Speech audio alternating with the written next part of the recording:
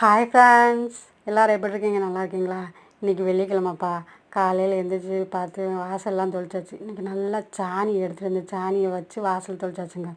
வாசல் சாணி கரைச்சி தொளிச்சா தான் நல்லாயிருக்கும். அதனால் இன்றைக்கி போய் சாணி எடுத்துகிட்டு வந்து நல்லா வாசலை தொளிச்சு விட்டாச்சு. பார்க்குறதுக்கு வாசலும் நல்லா சூப்பராக இருக்குது.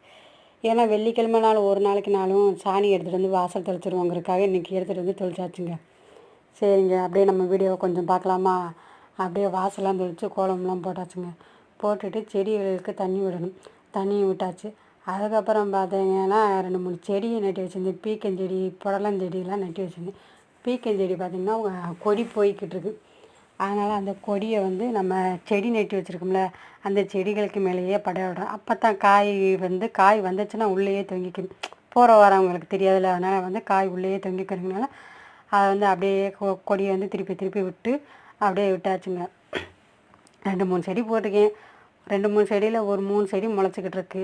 சரி, வீட்டுக்கு நமக்கு வரும்லன்னு போட்டாச்சு. சீத்தாப்பழ செடியை வந்து 2-3 4-5 விதைகளை போட்டு விட்டேன். அதுவும் ஒரு சைடு அங்கிட்ட இங்கிட்ட முளைச்சிக்கிட்டு இருக்குங்க.